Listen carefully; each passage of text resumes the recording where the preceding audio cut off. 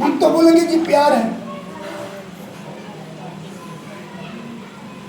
परमेश्वर उस समय तक सहता है। अगर कोई नहीं सुधरता तो फिर परमेश्वर क्या करता है? उसको सुधारता है, उसको सीधा कर देता है। इसलिए अच्छी बात यही है कि हम मांगने का काम छोड़ दें। मांगने के कारण परमेश्वर का नाम नीचा होता है। मांगने का काम छोड़ दें, मूर्ति पूजा छोड़ दें और उल्टी सीधी बातें करना छोड़ दें।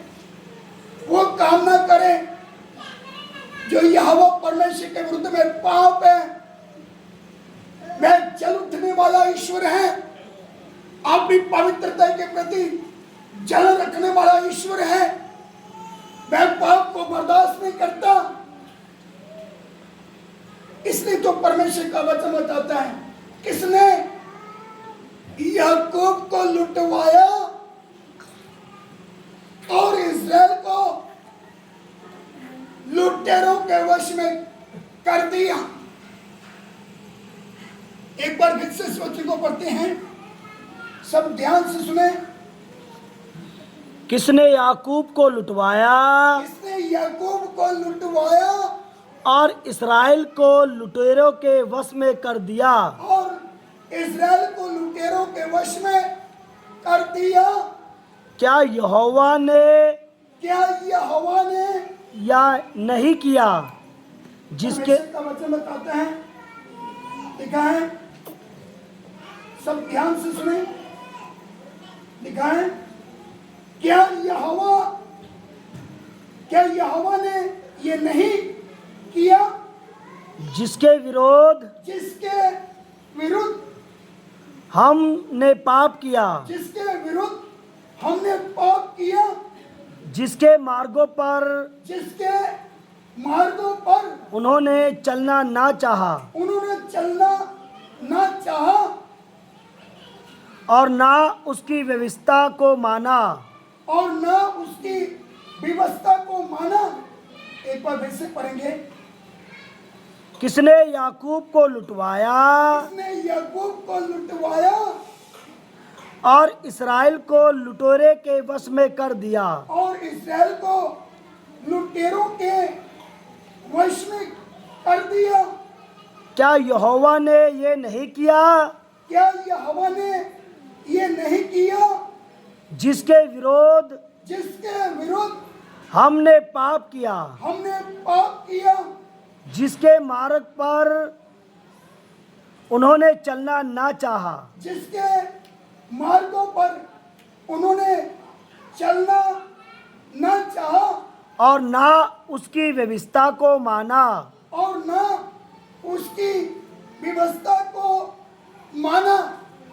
जब उन्होंने परमेश्वर की व्यवस्था को नहीं माना, इस्राएल ने परमेश्वर के मार्गों पर चलना ना चाहा, फिर परमेश्वर ने क्या किया? जो इस्राएल लोगों ने अपने यहोवा परमेश्वर के विरुद्ध पाप किया, परमेश्वर ने फिर क्या कर दिया? उनको लुटेरों के हाथ में सौंप दिया। इसलिए परमेश्वर का वचन बताता है, किसने याकूब को लुटवाया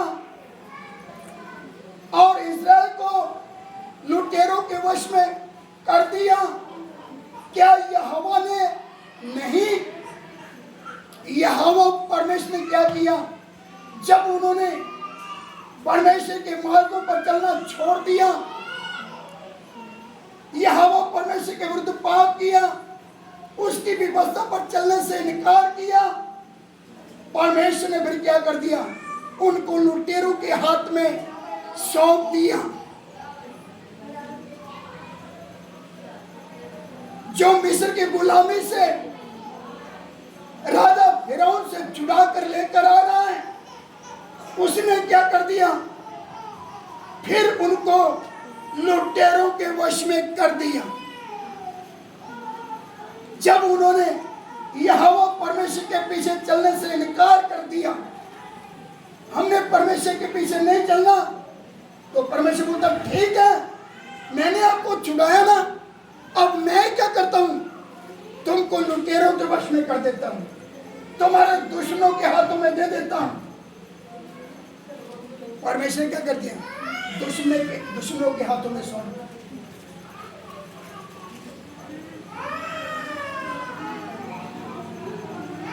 गंभीर हो जाए, छोटी बात नहीं है।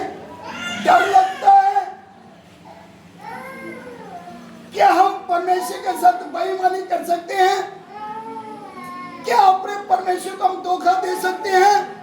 हम तो बोलेंगे जी परमेश्वर को मालूम नहीं चला, मैंने ये उल्टे से उठे कांड किए, मैंने काम किए। परमेश्वर बोलेगा मैंने थोड़ा बर्दाश्त किया, तो अभी भी सुधरता कि नहीं सुधरता?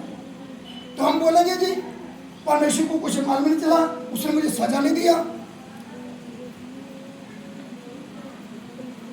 परमेश्वर बर्दाश्त करता, सहन करता कि अभी भी ये तौबा कर ले, अभी भी ये पश्चाताप कर ले,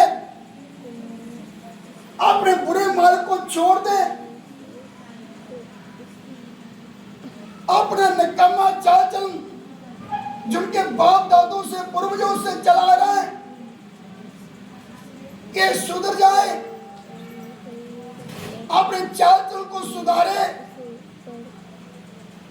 मगर हम सोचते हैं जी ले परमेश्वर ने मेरा क्या बिगाड़ लिया, मैंने ये किया, मैंने वो किया, ला मेरे पर तो कोई सजा नहीं आया। परमेश्वर सहन कर रहा था कि अभी भी ये पश्चाताप करेगा कि नहीं करेगा।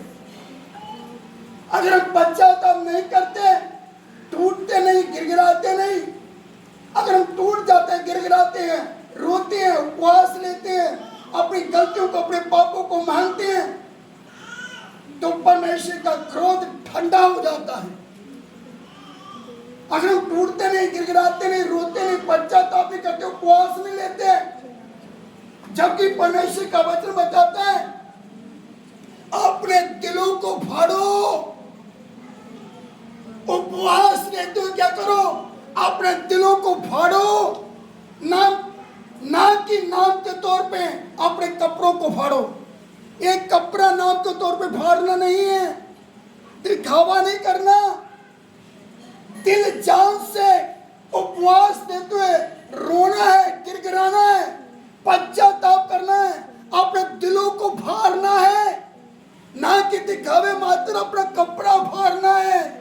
अपने दिलों को फाड़ कर ये हवा परमेश्वर के चरणों में गिड़गिड़ाते उपवास के साथ रोते हुए उसको पुकारना है, तब जाकर उसका क्रोध ठंडा हो सकता है।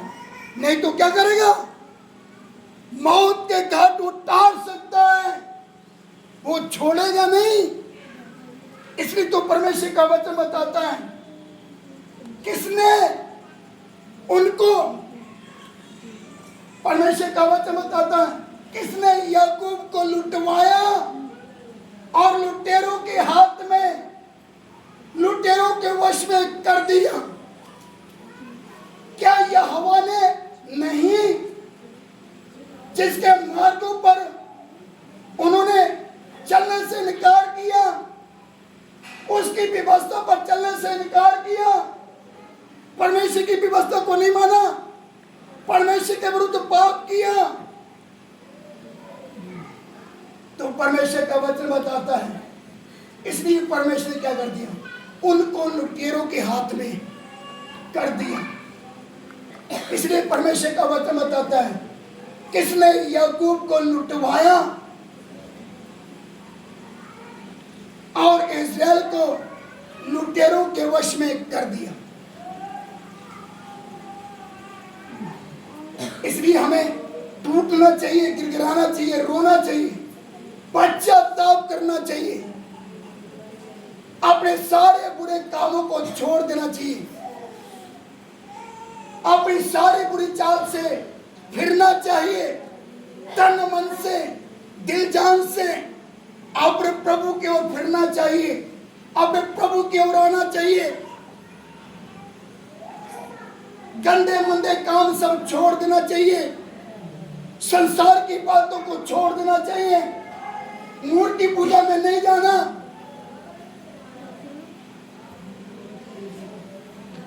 तब जाकर प्रभु हमारे ऊपर कुछ रहम करेगा। अगर हम पश्चाताप करते हुए, गिड़गिड़ाते हुए, रोक कर प्रभु के सामने अपनी गलतियों को, अपने पापों को मानेंगे, अपने दिलों को फाड़ते हुए उपवास के साथ पश्चाताप करेंगे, तो प्रभु हमारे ऊपर रहम करेगा, प्रभु हमारे ऊपर दया करेगा। फिर परमेश्वर का क्रोध हम पर भड़केगा नहीं। प्रभु के क्रोध को क्या करेंगे? हम शांत कर सकते हैं, ठंडा कर सकते हैं, जब हम उपवास देकर प्रभु के कदमों में रोएंगे, गिड़गिड़ाएंगे, टूटेंगे। हाँ प्रभु, मैंने गलती की है। हाँ प्रभु, मैंने पाप किया है। मैं अपने पापों को मानता हूं। छुपाना नहीं अपने पापों को। क्या परमेश्वर से हम अपने पापों को, चाहे बुरे कामों को छुपा सकते हैं? हम छुपा नहीं सकते। उसकी दृष्टि में सब कुछ खुला पड़ा है। वो हमें देख रहा है। उसकी दृष्टि, उसकी नजर हम सबके ऊपर लगा हुआ है। इसलिए तो हम सबको क्या करना है? पश्चाताप करना है, टूटना है, गिड़गिड़ाना है, रोना है, उपवास लेना है, ताकि परमेश्वर का क्रोध ठंडा हो जाए और प्रभु की कुछ दया हम पर हो, प्रभु का रहम हम पर हो। अगर हम टूटेंगे नहीं, गिड़गिड़ाएंगे नहीं, रोएंगे नहीं, तो फिर परमेश्वर का क्रोध जब भड़केगा तो हमें क्या करेगा? जान से मारेगा। इसलिए गंभीर हो जाएं। जो परमेश्वर प्रेम करने वाला है, दूसरी साइड देखे तो मैं भस्म करने वाली आग है। मैं भस्म करने वाली आग है। मैं जल उठने वाला ईश्वर है, जिसके कान हुए सुन ले। परमेश्वर जल उठने वाला ईश्वर है। मैं भस्म करने वाली आग है। अपने परमेश्वर के सामने रोए और गिड़गिड़ाए, अपने पापों को मान ले, अपनी गलतियों को मान ले, टूटे और गिड़गिड़ाए, रोए और उपवास लें। आइए हम सब प्रार्थना करेंगे।